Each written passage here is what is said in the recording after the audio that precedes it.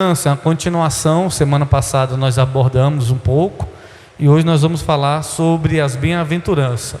Semana passada nós falamos sobre uma bem-aventurança, que é a primeira bem-aventurança que Jesus diz. Abra sua Bíblia em Mateus capítulo 5.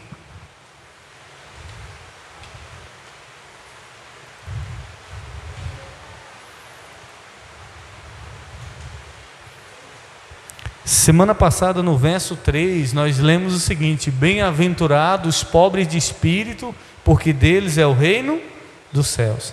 Você é um pobre de espírito, sim ou não? Sim?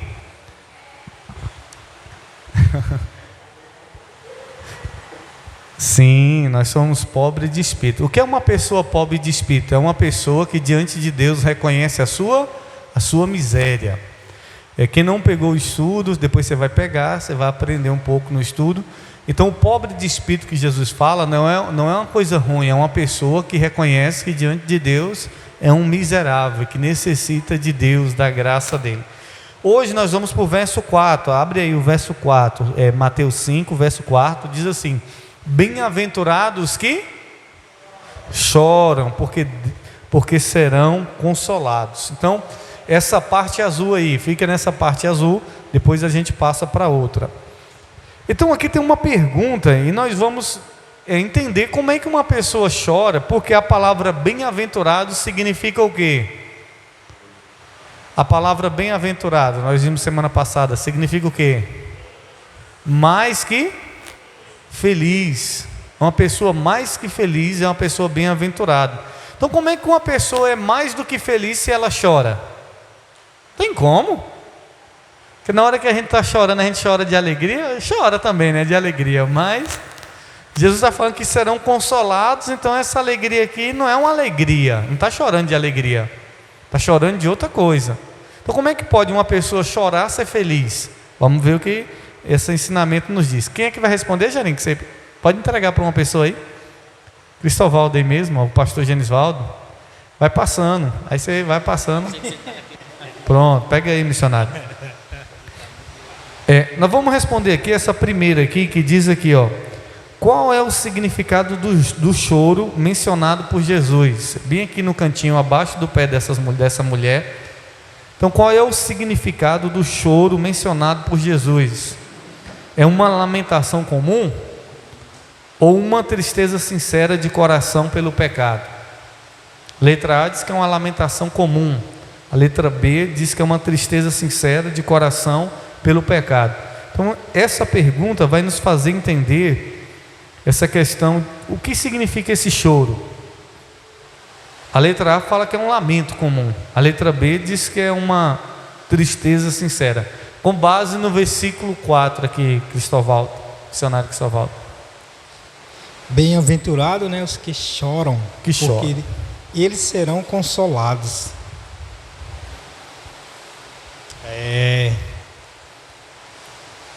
Esse choro aí é um lamento comum. Quando fala lamento comum aqui, é um choro, todo mundo chora, não chora? Então, todo mundo chora. Ou é uma tristeza sincera de coração pelo pecado? Eu acho que é uma tristeza sincera, né? De coração pelo pecado? Você acha que é a letra B? Quantos acham que é a letra B? Eu acho que é a letra B. Porque uma lamentação comum não pode ser. Porque às vezes nós choramos, né, por muitas coisas, né? Às vezes comuns.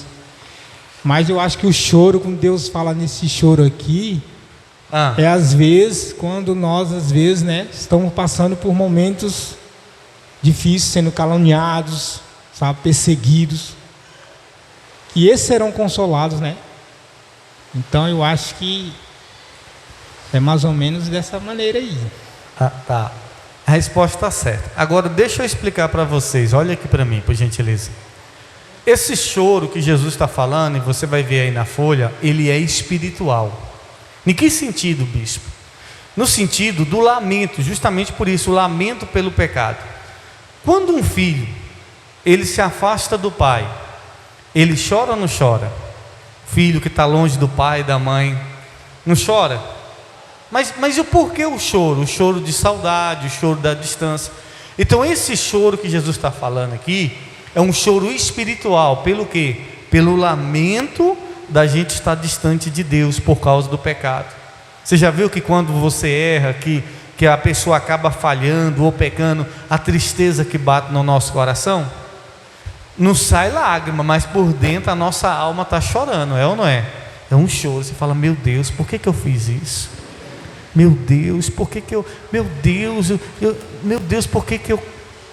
Então é aquele choro espiritual. Então quando Jesus está dizendo bem-aventurados que choram, não é a pessoa que chora porque bateu em um negócio e arrancou o dedo, ou uma pessoa que muitas vezes está com uma frustração na vida financeira, ou uma pessoa que está passando um momento difícil. Esse choro que Jesus está dizendo é um choro espiritual pelo lamento de nós sermos pecador. Quantas vezes a gente não se lamenta: oh meu Deus, eu queria fazer as coisas certas, acabo fazendo muitas vezes. E quando a gente fala demais, é ou não é, que ofende, que magoa uma pessoa, fala: oh meu Deus, por quê? Então esse choro que Jesus está falando é o lamento, é uma lamentação pelo pecado, pelo nosso estado. E o choro, quando a Bíblia menciona que o choro pode durar uma noite, mas a alegria vem pela manhã. Tá. A pessoa que vai dormir chorando, ela acorda alegre? Do choro a noite toda. De manhã ela acorda feliz? É justamente isso, é um choro espiritual. Porque a Bíblia diz que as misericórdias do Senhor se renovam a cada... Então pela manhã há aquele renovo. Você pode ter cometido um erro, ter a tristeza ali, mas pela manhã você falou: oh, meu Deus, se eu estou vivo, é porque o Senhor foi misericordioso, o Senhor me deu mais uma chance. Então esse choro que Jesus está falando não é um choro de natural, é um choro espiritual. Aí, abre aí Apocalipse 21:4, vamos lá, passa para outra pessoa aí, Jair. Apocalipse, tem aqui no telão também, 21:4. É o 21, verso 4.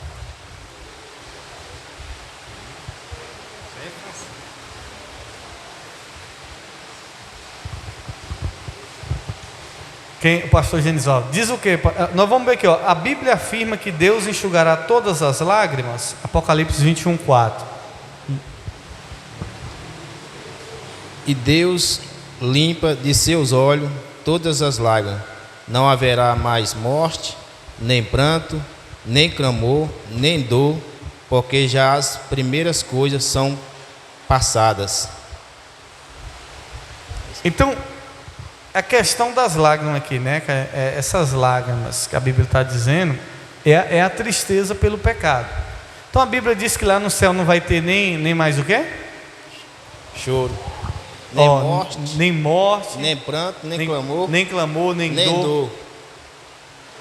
Tem algum motivo para a gente chorar lá no céu? Não. Não tem. Então a gente não vai. Se tem uma coisa que a gente não vai precisar lá no céu é chorar. É ou não é? Verdade. Então a Bíblia diz que Deus enxugará todas as lágrimas. As lágrimas. Letra A. Então, sim, Deus vai enxugar as nossas lágrimas. Mas essas lágrimas é a lágrima da tristeza pelo pecado. Por quê? Porque lá no céu nós nunca mais vamos pecar. Lá no céu nós nunca mais vamos errar. E aqui vem falando que a verdadeira felicidade vem do arrependimento, de encontrar conforto em Deus. 2 Coríntios 7:10. Abre aí, 2 Coríntios 7:10. 2 Coríntios 7:10. Diz assim: porque a tristeza segundo Deus opera o quê? Arrependimento para a salvação, da qual ninguém se arrepende, mas a tristeza do mundo opera a morte. Então, a pessoa que está triste nesse mundo, e aqui na cidade a gente vê muito isso, a tristeza do mundo, a maioria dessas pessoas querem tirar a vida, é ou não é? Eu vou morrer porque eu estou triste. Essa é uma tristeza segundo o mundo. Agora a tristeza segundo Deus, ela opera o quê? O arrependimento. O arrependimento. Então, quando uma pessoa se entristece pelo seu erro, essa tristeza que vem de Deus vai gerar nela um desejo de se arrepender para ser salvo. Então essa é a verdadeira felicidade que vem do arrependimento. Uma pessoa que não se arrepende, ela consegue ser feliz? Eu não me arrependo. Mas você já viu? Eu vi uma reportagem do cara que matou um monte de gente. Aí o repórter perguntou assim: você se arrepende? Ele disse assim: eu não me arrependo, porque se eu não tivesse matado, eu estava morto. Mas a tristeza do mundo opera para a morte. Por isso que ele não se arrepende. Agora, a tristeza, segundo Deus, ela opera para a vida. Então não tem como a pessoa ser feliz sem arrependimento.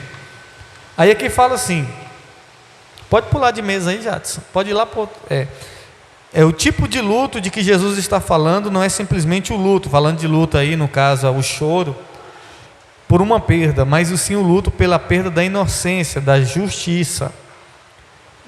Nós vamos ver aqui embaixo dessa mulher que ela diz assim: contudo, o que Jesus quer ensinar, no caso não a mulher, mas o estudo está dizendo, contudo o que Jesus quer ensinar é sobre o choro espiritual. É um lamento produzido pelo Espírito Santo diante da nossa pecaminosidade. É uma qualidade espiritual, pelos nossos pecados e pelos pecados do mundo. Você não fica triste quando você vê alguém fazendo alguma coisa errada? Sim ou não? Fica triste, não fica? Então é esse choro que Jesus está dizendo. Você fala: puxa, como é que pode? Meu Deus, fulano, ciclano, um filho, um pai, uma mãe, um irmão, ou até uma pessoa que você conheceu, que você estudou, que você vê na droga, vê na bebida, vê na prostituição, vê no roubo. Você fala: meu Deus, fulano. Bate aquela tristeza. Por quê? Porque esse choro que Jesus está dizendo é o choro espiritual, esse lamento pelo pecado. Aí aqui tem, o choro espiritual, inclusive, é uma atitude que antecede a conversão de uma pessoa. E aqui tem uma frase do Dr. Martin Lloyd Jones: as pessoas precisam ser convencidas do pecado antes que possam experimentar a alegria. Então, o que nós precisamos fazer? Pregar o que Jesus pregava. Jesus falava para as pessoas assim: arrependei-vos, porque é chegado o reino dos céus. Então, uma pessoa, para ela de fato ser salva, ela precisa fazer o quê? Ser convencida do seu pecado, ser convencida que é pecadora. Porque quando a pessoa é convencida que ela é pecadora, ela fica triste ou fica alegre? Você saber que você é uma pessoa pecadora, você saber que você está condenado, você saber que o seu pecado vai te levar a uma condenação eterna, a pessoa fica o quê? Triste.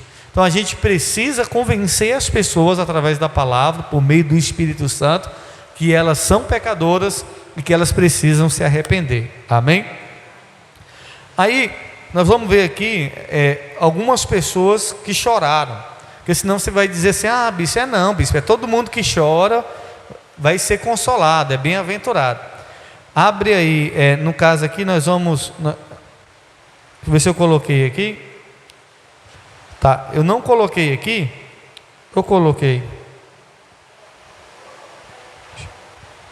Eu não coloquei algumas pessoas que choraram na Bíblia, mas a Bíblia fala de Faraó que chorou, mas foi um choro de tristeza porque libertou o povo de Israel. Então, tem gente que chora porque ela queria fazer algo errado e não deu certo, é ou não é? Aí ela chora de raiva, chora porque muitas vezes as coisas não saíram do agrado dela. Então, quando Jesus fala os que choram, não é todo mundo que derrama lágrima. Porque tem muita gente chorando, mas chorando porque está sentindo dor, mas não porque está arrependida.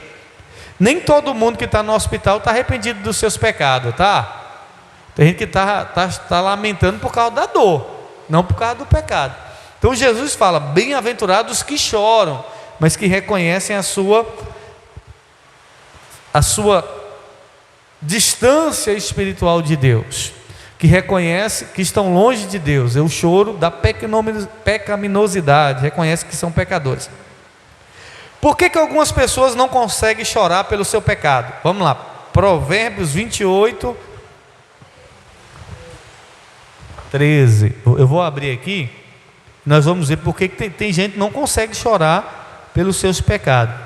Provérbios 28, 13 diz assim, ó: o que encobre, o quê? O que encobre, o que faz o quê? O que é encobrir? O que é a palavra encobrir? Esconder. O que esconde as suas transgressões nunca prosperará, mas o que confessa e deixa alcançará misericórdia. Por que uma pessoa não consegue muitas vezes chorar pelo seu pecado? Por que uma pessoa muitas vezes não consegue chorar pelo seu pecado? Porque ela esconde, ela encobre. Sabe aquela pessoa que está toda errada, mas ela quer estar certinha? Não, eu não. A pessoa rouba, aí ela diz, não, eu não roubei não. E ela não sente o arrependimento. Ela faz o errado, mas ela encobre. Então essa pessoa não consegue ter esse choro que Jesus fala. Bem-aventurados que choram, porque serão consolados. Aí nós vamos ver aqui abaixo, qual é a relação entre o reconhecimento do pecado e o choro por ele. Vamos lá, Salmos 51, quanto? Salmos 51, 17. Vocês estão entendendo? O sacrifício para Deus são um espírito quebrantado, um coração quebrantado e contrito, não desprezará, ó Deus.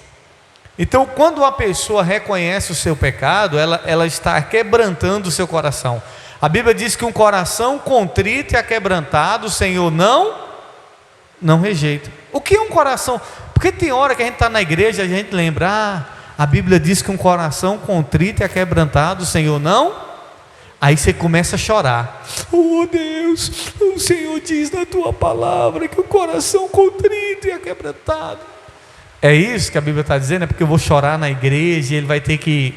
O coração contrito e aquebrantado é o coração que reconhece o seu pecado.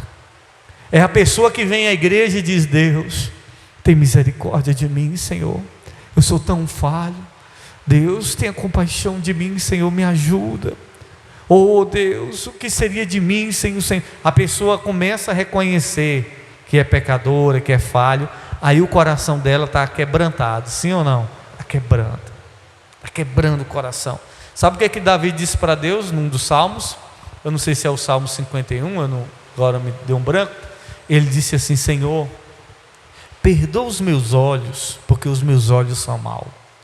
Senhor, perdoa os meus ouvidos, porque os meus ouvidos são maus. Senhor, perdoa a minha boca, porque a minha boca é má.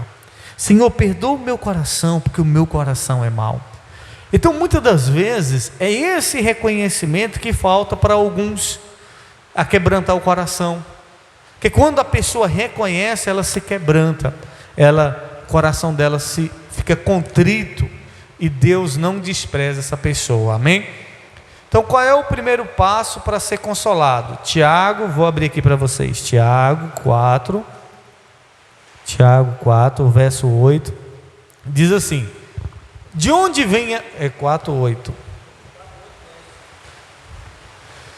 Chegai-vos a Deus e Ele chegará a vós. Limpai as mãos, pecadores, e vós de duplo ânimo, purificai os corações.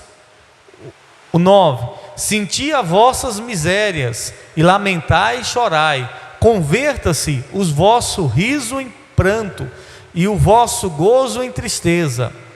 Humilhai-vos perante o Senhor e Ele vos exaltará. Então o primeiro passo para a pessoa ser consolada é se achegar a Deus.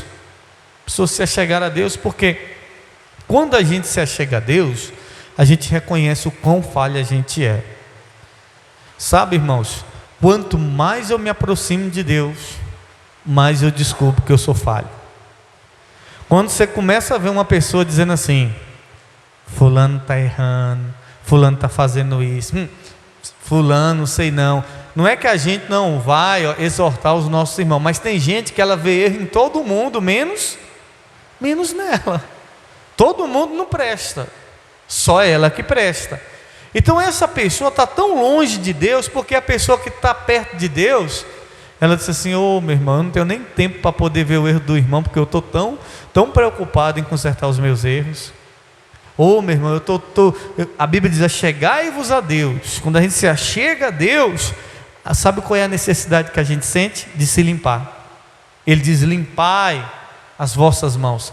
Quando Isaías capítulo 6, você vai ver Isaías 5, Isaías dizendo assim: ai da prostituta, ai do bêbado, ai disso, ai daquilo. Aí quando ele se achega diante de Deus, em Isaías 6, sabe o que ele disse? Ai de mim. Então a gente chega e fala: ai de fulano, Deus pegar ele. Mas quando você se achega diante de Deus, você fala: ai de mim, Senhor, ai de mim. Então, primeiro passo para poder ser consolado é se achegar a Deus.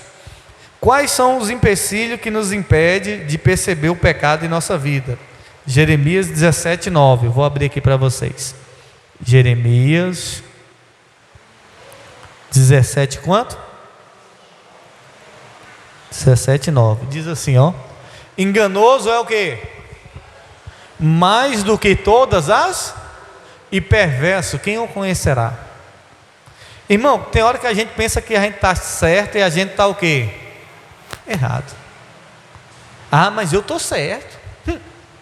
Eu estou certo, eu sei que eu estou certo. Mas a Bíblia diz: enganoso é o coração. Enganoso é o coração mais do que todas as coisas. Então, puxa, tem hora que o coração da gente engana a gente. Tem coisa que você pensava que estava certo, quando você vai ver, você fala: puxa, eu estava errado. Então, os empecilhos que impedem uma pessoa de perceber o pecado é o coração dela, que não reconhece. Aí nós vemos aqui exemplos de pessoas que choraram. Nós vamos ver Jesus no túmulo de Lázaro, João 11:35. Aí eu vou até abrir aqui para vocês, João 11. Bispo, e nós não vamos ler não? Vai, ainda tem outra folha, é porque eu estou adiantando aqui para a gente, senão... João 11:35 diz que Jesus fez o quê? Chorou. Tá, vamos lá, raciocina comigo. Jesus foi até o túmulo de Lázaro, só que Jesus também homem, ele sendo Deus, ele também se fez homem. Aí quando ele chega no túmulo de Lázaro, ele sabia que Lázaro ia ressuscitar, sim ou não? E por que ele chorou? De alegria. De alegria? Não foi. A Bíblia não diz que foi de alegria. Esse choro de Jesus, dá para entender, é o choro do que o pecado faz com o homem. Afasta ele de Deus. O choro do que o pecado fez com a humanidade. Mata. A Bíblia diz, sabe, quando você vai num velório de uma pessoa, você faz o quê? Chora. Mas por que você chora? Porque o que o pecado fez com aquela pessoa? O que o pecado fez com nós? Aonde é que ele nos leva? Para a sepultura. Nós que pensamos que nunca vamos morrer, de repente, por conta do pecado de Eva e Adão, a morte entra, e aí a gente vai no cemitério, a gente sente o peso do pecado, é ou não é? Você fala: meu Deus, oh Senhor, tem compaixão, tem misericórdia.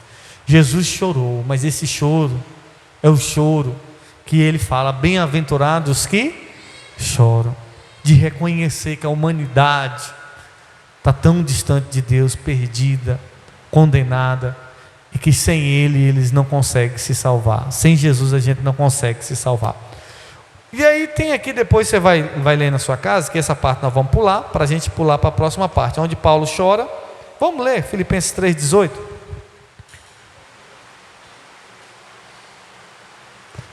Filipenses, quanto? 3:18. Diz assim: finalmente, irmãos meus, regozijai-vos no Senhor, não me aborreço de escrever as mesmas coisas. É 3:18, está no 1 ali ainda. Porque muitos há dos quais muitas vezes vos disse, agora também digo, chorando. Paulo disse o quê? Chorando, que são inimigos da cruz. Então Paulo estava chorando por causa de pessoas que se levantaram contra o Evangelho, pessoas que se levantaram contra a mensagem de salvação. E Salmos 6,6 mostra também Davi chorando. É desse choro que a Bíblia está falando, o choro de reconhecer Salmos, vou pegar aqui, Salmos 6, 6. Já estou cansado do meu gemido, toda noite faço nadar a minha cama, molho o meu leito com as minhas lágrimas. Aqui, Davi está nesse salmo, nós vamos ver a questão, e a maioria dos salmos é Davi reconhecendo o seu erro, a sua fraqueza, a sua debilidade, o seu pecado. E tudo isso leva o quê? A um coração contrito e aquebrantado quando a gente reconhece o nosso erro. Então, quando a Bíblia diz bem-aventurados que choram, quem são essas pessoas que choram? São as pessoas que reconhecem o seu pecado. São as pessoas que reconhecem o lamento espiritual. O choro que Jesus está dizendo, a palavra no original significa lamento. Significa o quê? Lamento. Então é a pessoa que está se lamentando pela sua pecaminosidade, pela sua vida errada, pelos seus erros. Então é desse choro que Jesus está dizendo. Então toda vez que você vê uma pessoa chorando, não quer dizer que essa pessoa é bem-aventurada. Bem-aventurados são as pessoas que lamentam pelo seu pecado. Quando você, oh meu Deus, por que, Senhor? Lamento. Mas um lamento que vai produzir o arrependimento. Não é só um remorso, não, é um lamento que produz arrependimento. Vamos para a próxima bem-aventurança? E essas daí tem algumas questões e a gente vai ver. Essa daqui eu quase não coloquei questão também não. Mateus 5, abre aí, Mateus 5. Quem é, Jarim, que vai? A irmã Ednélia? Pronto, Mateus 5 eu vou ler, ou a irmã Ednélia pode ler e depois nós vamos ter outro. Mateus 5, 5.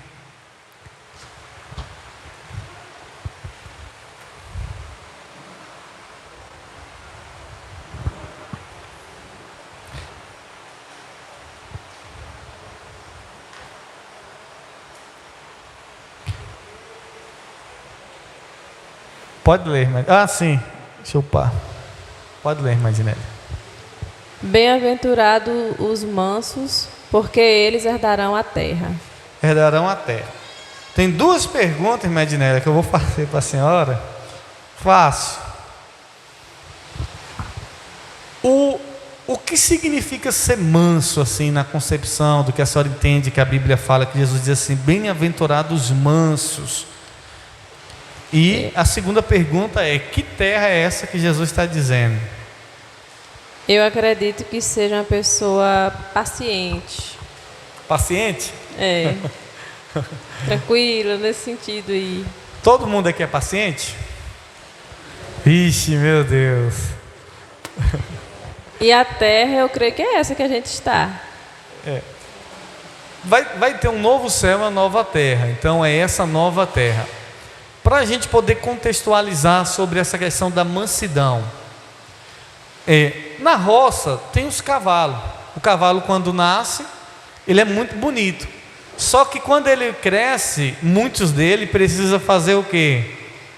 Precisa amansar, né? Tanto que na roça tem um amansador de animal. E para amansar um animal não é fácil, né? Tem que geralmente tem animal que é na porrada, é na pancada, ali num sofrimento. Mas hoje a gente vê que devido à evolução hoje não existe mais o amansador, existe o adestrador. O adestrador ele amansa, mas ele amansa sem bater. Ele amansa sem a violência. É uma outra maneira de adestrar o animal. Então, quando a Bíblia está falando de ser manso, é no sentido que a gente pode entender de ser dominado, viu? Ser uma pessoa fácil de ser controlada, de ser uma pessoa de ter domínio próprio. Porque um cavalo brabo, quem é que consegue dominar ele? Um cavalo brabo, 20 homens não consegue ele para fazer ele beber água. Consegue? Um cavalo brabo, 20 homens puxando para fazer ele beber água. Consegue? Agora um cavalo manso, uma criança de 5 anos leva ele para beber água. Leva ou não leva? Um cavalo manso. Então, ser manso é no sentido de ser dominado, não que vai ser manipulado, porque Deus não manipula. O domínio, a Bíblia fala do domínio próprio. Então, uma pessoa que tem domínio próprio, ela é o quê? Mansa. Porque quem domina a sua língua vai sair gritando com todo mundo? Quem tem domínio próprio vai sair dando murro em todo mundo quando ela ficar com raiva? Quem tem um domínio próprio, aí ela vai respirar, e lá dentro dela ela está dizendo assim: Jesus, me segura, tem misericórdia, se eu pegar eu mato, mas ela está se segurando. Aí daqui a pouco passa a raiva, ela: ô fulano, fica com raiva não, eu te amo. Aí daqui a pouco, ó, quebra a situação. Então, essa questão de ser manso é ser uma pessoa dócil no sentido de ser controlável. Então, uma pessoa braba, Deus consegue dominar essa pessoa, controlar essa pessoa? Não consegue. Deus diz: vai por aqui, a pessoa braba, eu vou por aqui. Deus diz: faz assim, a pessoa faz tudo o inverso. Então, o manso é uma característica espiritual. Por quê? Porque a gente não é manso. Você é manso? Se não for Deus na nossa vida, irmão, se não for Deus para nos segurar, para nos controlar, é ou não é? Se não for o Espírito Santo em nós. Então esse manso, irmã Ednélia, irmãos, que a Bíblia está dizendo aqui, é no sentido de ser uma pessoa controlável, é no sentido de ser uma pessoa dominável, é no sentido de ser uma pessoa que tem um domínio próprio. Porque um animal que é manso, vocês acham que ele não tem a mesma força do animal bravo? Tem, mas ele é manso, e por ele ser manso, ele vai conforme o dono dele quer. Se o dono dele quiser bater mais um pouquinho, ele vai correr, mas se o dono dele puxar, ele vai parar. Agora, um animal bravo, a força é a mesma, vocês entendem? A mesma força que tem no cavalo brabo tem no cavalo manso, sim ou não?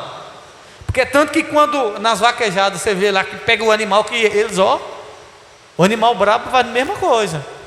Só que quando o animal é manso, aí, meu irmão, ele tem um domínio, ele tem a explosão dentro dele, mas ele não usa essa explosão para fazer o mal, ele não usa essa explosão para poder prejudicar outras pessoas.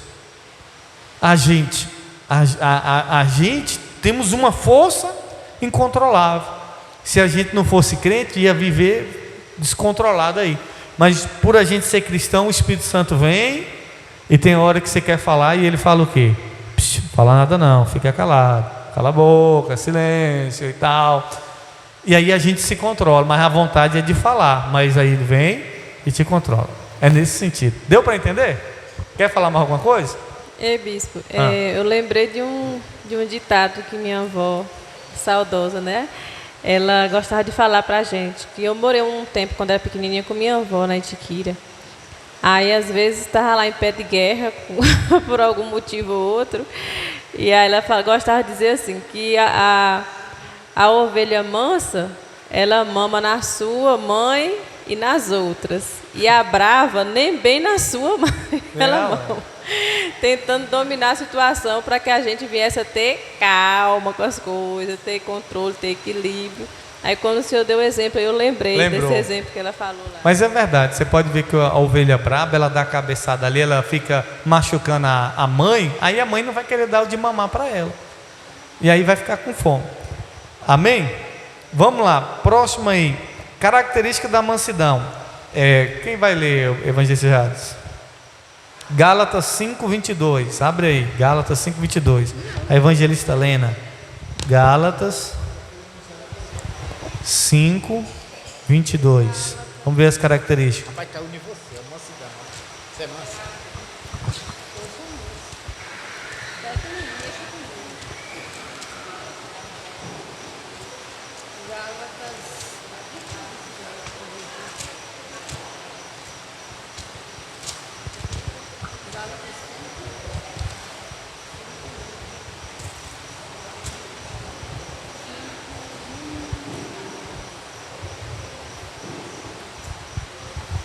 Gálatas 5:22. Mas o fruto do Espírito é amor, gozo, paz, longanimidade, benignidade, bondade, fé, mansidão e temperança.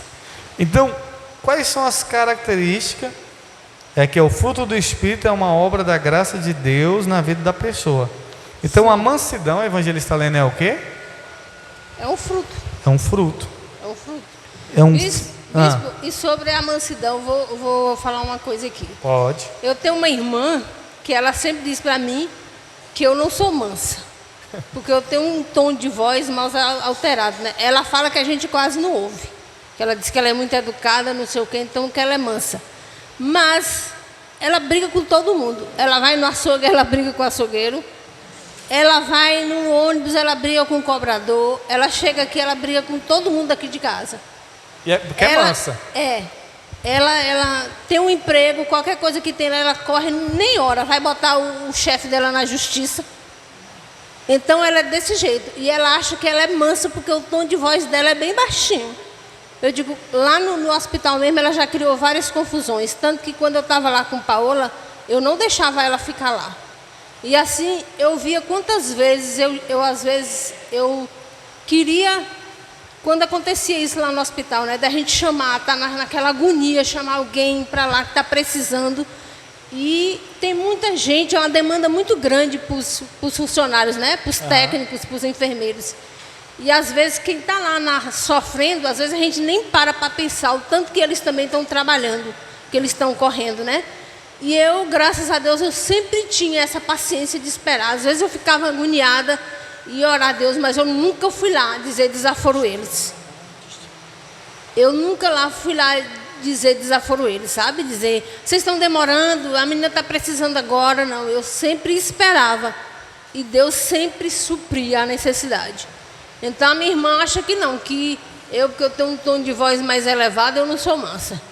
E ela é mansa, mas briga com todo mundo. E eu pergunto para você é mansa? Eu sou. Eu sou. Por quê? Porque a mansidão é um fruto do Espírito. Do Espírito Santo. Não é porque a gente quer ser mansa, a gente é bonzinho. Exatamente. A gente tem que... Isso aí é o Espírito Santo que nos dá. Porque muitas vezes eu queria ser grossa lá, mas eu sabia que aquilo ali não ia resolver nada. Porque eu digo, eles vão acabar implicando, né? E vai ficar implicando mais ainda, dizendo aquela mãezinha é muito chata, pois eu vou deixar ela por último. Igual eu vi acontecer com muitas lá, né? É desse jeito. E eu dizia, não, espera, mulher, espera, vai chegar a vez. É porque também tem outras pessoas também necessitando. A gente tem que ver o lado do pessoal que trabalha. Porque às vezes era um técnico que dava conta de 6, 7 pessoas. Então não era fácil. Uma coisa que a evangelista Helena falou, e nós que somos cristãos temos que analisar. Nós temos que entender que por trás daquela situação existe um ser humano. Existe um ser humano que tem sentimentos, que tem emoções, que tem problemas. Muitas das vezes uma pessoa é mal educada com você, e não é porque ela é mal educada com você que você tem que ser mal educada com ela. Muitas vezes ela está passando por um problema, uma situação, e ela não tem esse fruto do Espírito Santo. O mundo tem o fruto do Espírito Santo, que é a mansidão? Não tem. Aí o cristão que está na igreja é mais brabo do que a pessoa que está no mundo. Eu lembro da história que eu já falei aqui. O pastor na igreja, lá em Barreiras, nossa. Aí o vizinho muito brabo por causa do som da igreja, muito alto. E aí um dia o vizinho foi lá, né? E aí o vizinho foi brabo. E aí o pastor pegou lá, puxou o facão. E aí o cara falou, mas você não é crente? Ele falou, eu sou crente, mas meu facão não é não. E aí o cara, ó. Então eu falo, moço, cadê a mansidão? Cadê a mansidão? Já vamos chegar no obreiro Pedro aqui. Ó, Provérbios, deixa eu ler para vocês aqui, Provérbios 16, 2. Provérbios 16, quanto? 12? 32. 32. Diz assim: melhor é o que tarda em irar-se do que o poderoso, e o que controla o seu ânimo do que aquele que toma uma cidade. Então, o provérbio está nos ensinando uma lição importante de ser paciente, de tardar-se em irar, do que de ser aquele que vai lá na brabeza e conquista uma cidade. Não. É melhor tardar a ira, é melhor controlar o seu ânimo do que aquele que toma uma cidade. O obreiro Marcelo vai ler para a gente aqui Salmo 37. Salmo 37.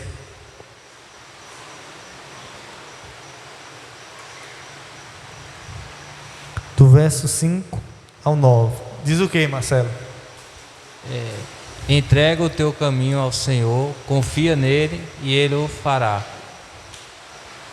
E ele fará sobressair a tua justiça como a luz e o teu juízo como o meio-dia. Descansa no Senhor e espera nele. Não te dignes por causa daqueles que prosperam em seu caminho, por causa do homem que executa astutos intentos. Deixa a ira e abandona o furor. Não te dignes de forma alguma para fazer o mal, porque os malfeitores serão desraigados, mas aqueles que esperam no Senhor herdarão a terra. Herdarão a terra. Esperar no Senhor. Esse esperar no Senhor, e o Salmo vai dizer: confia no Senhor, entrega o teu caminho e o mais. Descansa em Deus, deixa Deus trabalhar, deixa a Deus pertence a vingança. Amém? Marcelo, quer falar? Você é uma pessoa mansa, Marcelo?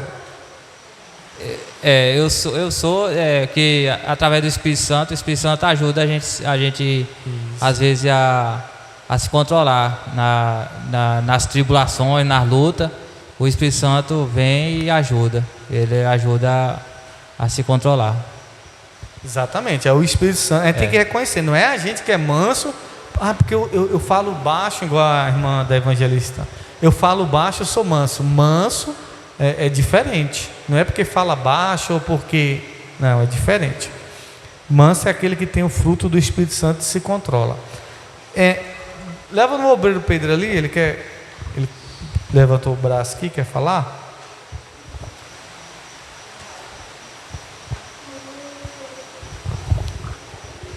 Bispo, eu estava observando aqui em relação à mansidão, a nossa mansidão, porque nós temos natureza pecaminosa, né? Desde Adão, não é fácil não, entendeu? Ainda mais quando o neguinho pisa no pé, pisa na bola, enche o saco, perturba mesmo, isso nos deixa assim Aí eu estava olhando aqui, aí eu deparei aqui: digo porém a vocês que me ouvem, ame os seus inimigos.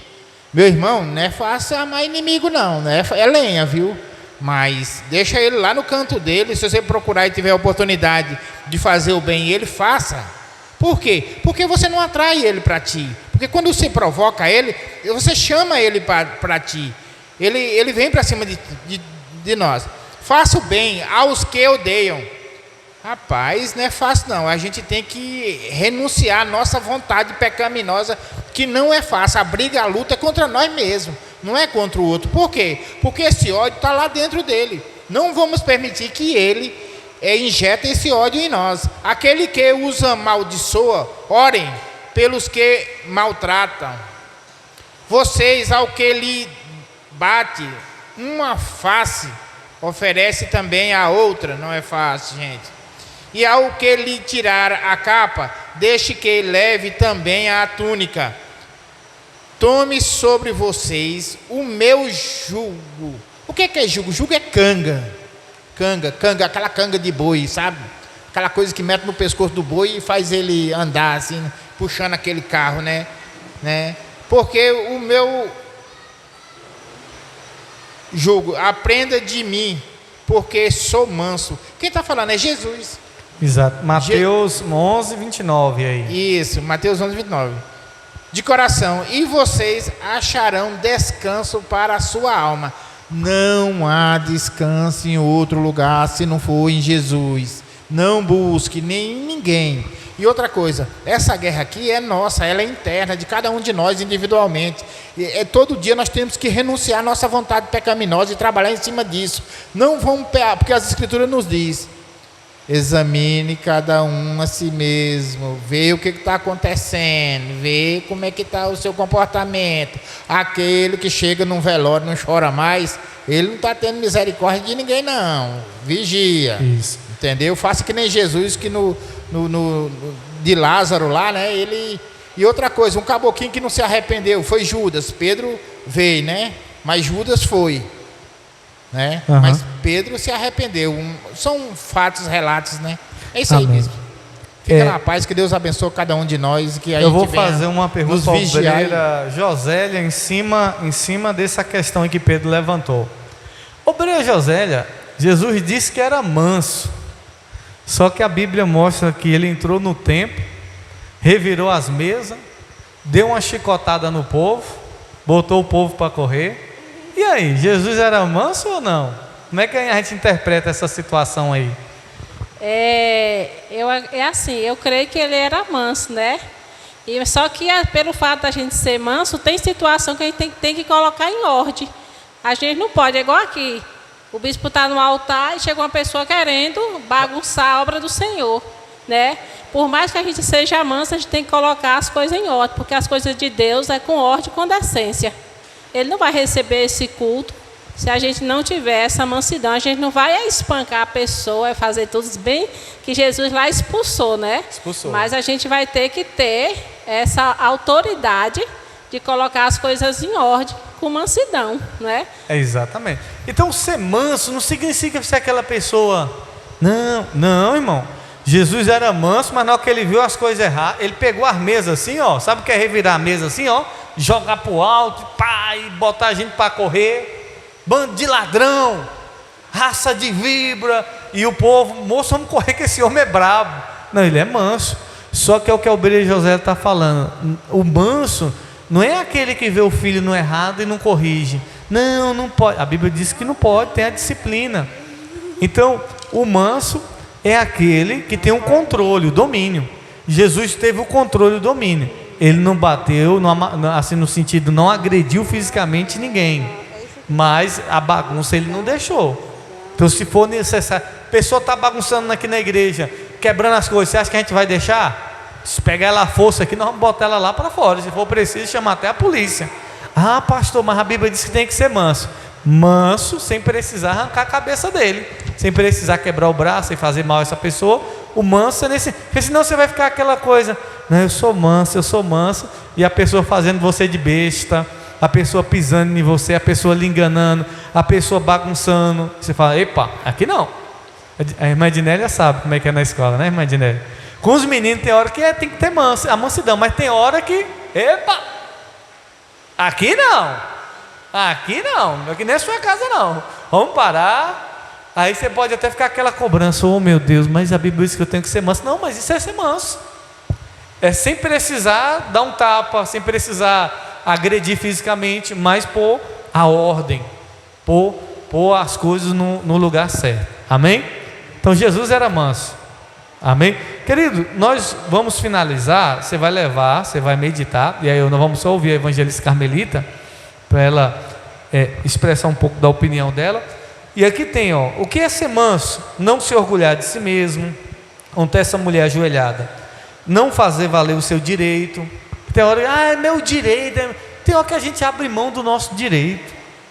Na fila de lotérica eu vejo o povo brigando porque alguém passou na frente, aí tem hora que eu também dá vontade de brigar, mas eu digo, aí na hora que você vai, chega o velhinho, aí tem gente que atravessa na frente, não, eu cheguei primeiro. Aí tem hora que você tem que ser manso, você diz, não, pode passar. Ô meu filho, você vai deixar? Deixa, pode.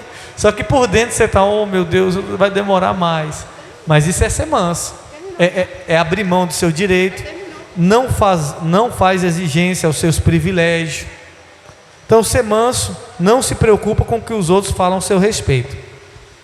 Ei, bispo, só do que o senhor falou aí, por exemplo, na fila da lotérica ali, às vezes tem ninguém que aproveita, né? Já aconteceu comigo já, eu falei, você pode até entrar e ser atendido primeiro, não tem problema nenhum, mas que está certo, não. Se conscientize disso. Ele tem uma consciência, ele tem que ser lembrado, ele tem que ser confrontado, entende? Ah, não, porque você é bagunceiro. Não. Opa, peraí. Eu só estou conscientizando ele porque ele tem uma consciência, por mais irresponsável que ele seja. Porque a pessoa que pega, não pensa, não se coloca no lugar do outro. ele atravessa, cara, as pessoas têm compromisso, assim como ele tem. Por que ele dá prioridade a ele? Só que assim, o manso, não quem está dizendo que está errado. Está errado, a gente pode confrontar. Mas tem hora que a gente vai abrir mão do nosso direito para dar a vez para uma pessoa. Você está lá sentado, tem uma pessoa que está em pé, e muitas vezes você diz assim: ô fulano, senta aqui, eu vou ficar em pé. Você fala: eu cheguei primeiro, eu podia ficar em pé. Sim, fala aí, Obrelés. Dá o microfone para ela aí para eu ouvir. Fazer valer os direitos, né? Sobre questão de mansidão. Eu vivi eu acho que um fato, essa semana retrasada que eu estava em Brasília, estava no hospital esperando ser atendida, né? Na sala de hematologista, que mexe de sangue, câncer, leucemia, essas coisas. E aí lá, assim, para a gente chegar na hematologia de Brasília, a gente tem que passar por um processo, né, de postinho, colocar na regulação, você ser chamada. Tá, tem umas pessoas que não tem... O Espírito Santo, né, que eu era assim, eu tomei esse fato que aconteceu, eu fiquei com vergonha de mim, no meu antigo eu, né, porque eu era assim. A gente está lá sentado, tipo, eu cheguei 8 horas da manhã, saí 8 horas da noite, porque muita gente doente, e o médico da gente lá atende a gente, 2 horas de relógio, cada consulta. E aí, nós lá sentados, um monte de velhinha, um monte de gente querendo tomar sangue, querendo tomar ferro, querendo fazer a troca de sangue. E aí chegou uma moça, ela estava toda tipo roxinha assim, ela estava precisando, mas ela chegou e falou: eu tenho o direito de tomar, com a receita do médico particular, né? Eu tenho o direito de tomar ferro, já exaltada, né? Já assim, eu tenho direito, eu quero, porque vocês vão negar um atendimento para uma pessoa que está precisando, se eu não tomar ferro, eu vou morrer, não sei o quê. Tipo, ela chegou exaltada. Aí a moça saiu, né? A nossa enfermeira saiu e falou: é assim, tem que passar para regulação. Sua médica não te falou direito. Tá vendo isso tudo aqui? Eles são pacientes daqui há muito tempo, mas não tem vaga para tomar ferro agora. A vaga só vai ser dia 20 de junho, as vagas agora que tem. E esses aqui, tudo precisa, tudo tem direito, mas a gente não pode. E outra coisa, você tem que fazer tudo certinho. E ela começou a gritar aqui que tinha direito. Ela tipo falava, né, que tinha direito, que não sei o quê, que vocês vão deixar o paciente morrer. Aí falou: qual é seu nome? Eu vou lá na polícia chamar, botar você na... Aí quando ela saiu, aí a menina me chamou, né, para ser atendida. Aí meu médico chamou, aí ele falou assim... Os médicos saíram do corredor, o meu médico, os outros médicos saíram. Aí falou assim: se ela tivesse falado, né, com calma, com mansidão, com paciência, a gente ia fazer até errado, porque eles não podem passar ninguém na frente, né? Porque tem muito paciente esperando para tomar ferro, para tomar sangue. E aí se ela tivesse falado, né, com calma, nós ia fazer o errado, mas a gente ia tentar encaixar ela. O médico falou: eu ia tentar fazer uma consulta com ela, né, passar a receita, porque eles não podem fazer com a receita do particular, só pode com a receita de lá. E aí, por causa disso, a pessoa não perde o direito. Perdeu a oportunidade. Evangelista Carmelita, a senhora vai estar... Vou levar o microfone aí para a senhora poder... Já... Depois vocês vão ler as outras partes em casa aí, sobre essa questão da mansidão, um estudo bem resumido, mas é só para a gente ter um entendimento. Evangelista Carmelita, a senhora se considera uma pessoa mansa? Bispo, é igual ela falou, antes eu era uma pessoa muito estressada, muito, como é que se diz... se a pessoa me falasse uma coisa, eu dizia 10, entendeu? Era muito assim, sabe, de responder. Mas hoje, graças a Deus, o Espírito Santo me tratou. Hoje eu sou assim, eu acho que eu sou uma pessoa... Tem um controle, né? Tem um controle, porque várias situações já aconteceram comigo e eu não me exaltei, e pessoa já chegou até pisar no meu calo mesmo, até mesmo me ferir mesmo, sabe? E eu não, através do Espírito Santo, eu não fiquei com mágoa dessa pessoa, sabe? Foi uma situação assim, muito difícil, sabe? Eu consegui controlar, mas não de mim, mas eu creio que o Espírito Santo, né, como é que se diz? Me regenerou. Amém. Né? Então, queridos, o choro que nós vimos aqui é um choro pelo lamento pelo pecado, E a mansidão é o controle, é o domínio próprio. Imaginélia? Eita, bispo, finaliza. Pode. Esse povo agora... Essa frase bem que, bispo, me chamou a atenção. A qual? O que é ser manso? Aí lá, onde essa mulher está de joelhos, coloca assim: não se preocupa com o que falam a seu respeito, né? Não se preocupar com o que as pessoas falam a seu respeito. E eu quero testemunhar aqui, porque eu pensei até que eu era manso, mas esse item aqui mandou uma pulguinha atrás da minha orelha. Porque eu nunca imaginei que falácias, mentiras, mexesse tanto comigo, bispo. Então, como que a gente faz para se blindar dessas coisas? Porque o que as pessoas falam, a gente diz que não incomoda. Não importa o que as pessoas falam, mas quando realmente, por exemplo, passei por uma situação aí de calúnia, né, de fuxicos, coisas assim que me entristeceram muito, muito, muito, muito mesmo.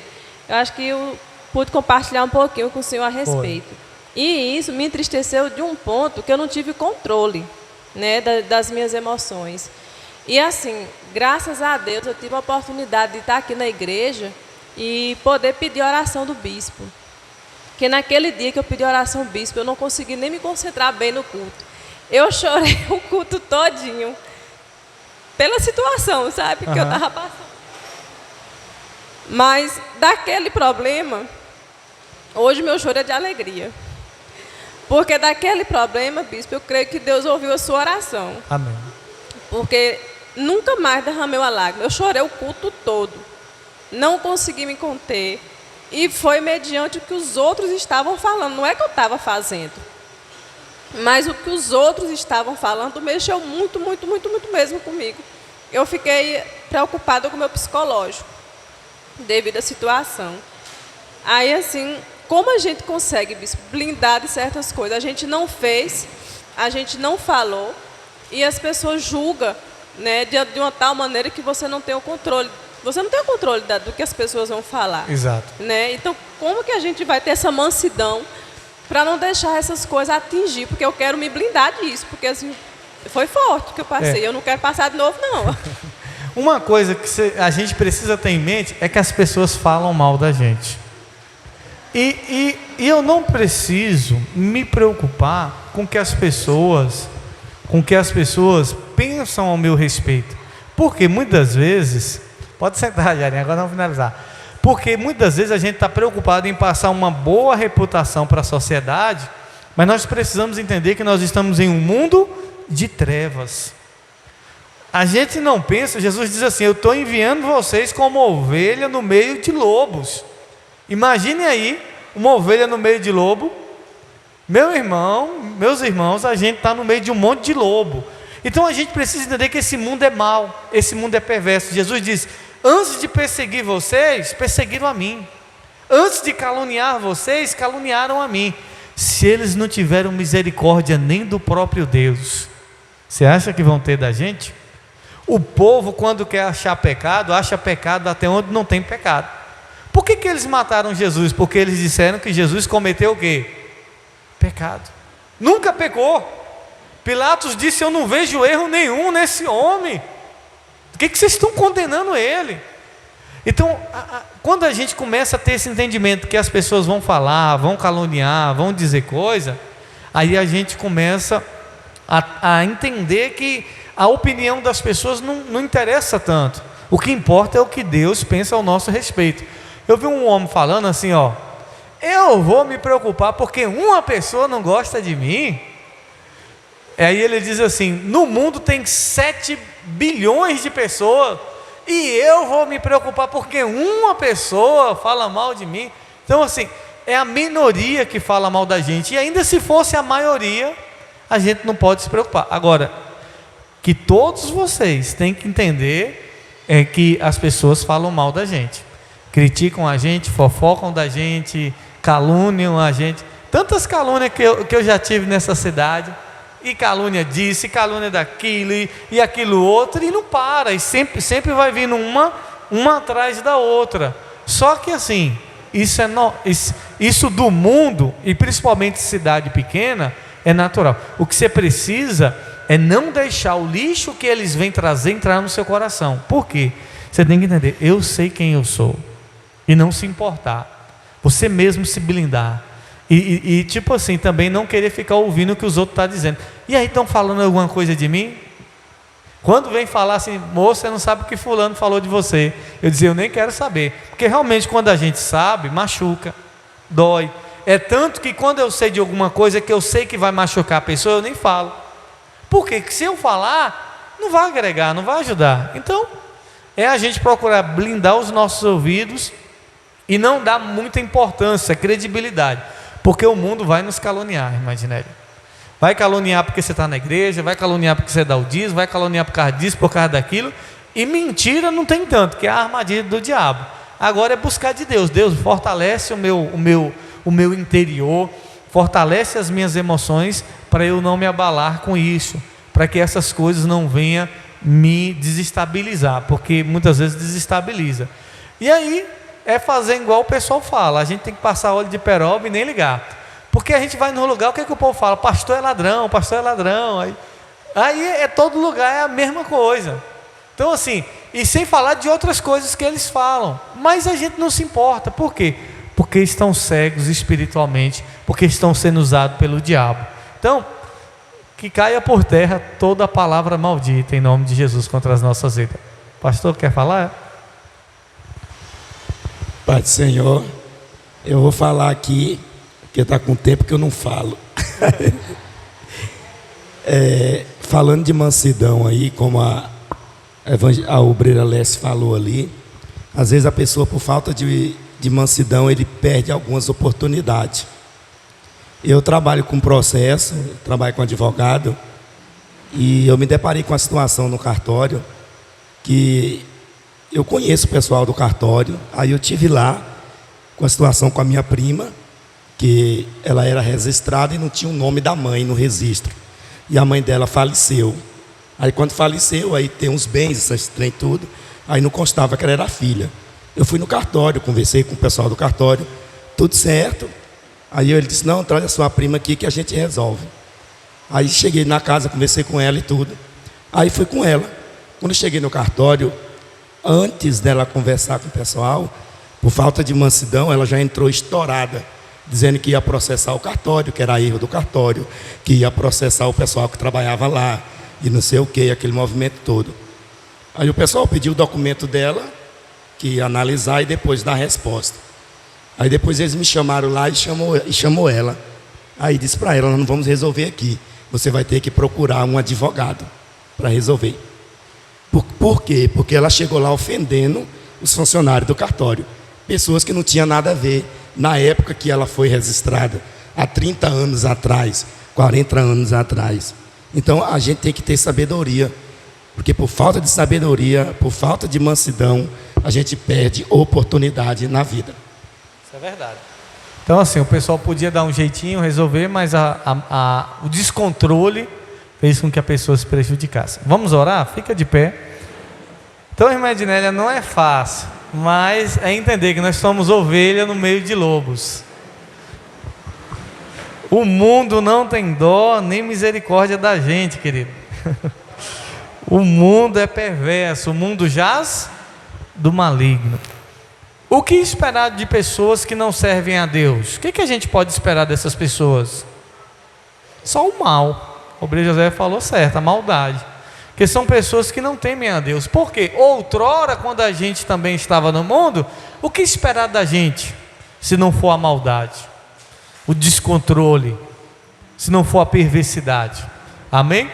Feche os olhos, vamos orar pedindo ao Senhor que nos ajude a ser mansos. Pai, em nome do Senhor Jesus, eu oro para que o Senhor nos dê o controle, Pai, o domínio próprio. Eu oro, Pai, para que o Senhor, ó Deus, nos ajude a ser pessoas que choram, meu Pai, no sentido de se lamentar pela nossa pecaminosidade, meu Pai, pelo nosso pecado, pelo nosso erro. Deus, não nos deixe abater diante de calúnias, diante de perseguições, de fofoca, e que toda língua mentirosa contra a vida dos teus filhos não prospere. Pai, em nome do Senhor Jesus, que o Senhor possa nos defender, que o Senhor possa ser o nosso justo juiz, Pai, e que o teu nome venha a ser exaltado na nossa vida. A tua palavra diz: e vereis a diferença entre o que serve e o que não serve. Então que haja diferença nas nossas vidas. Nos ensina a ser mansos, humildes, nos ensina, meu Pai, a fazer a tua vontade. Leva o teu povo para casa, guardado, protegido. Dê a todos uma noite de paz. É o que eu oro e te agradeço em nome de Jesus. Os que credes, amém. Deus abençoe. Pode levar a folha.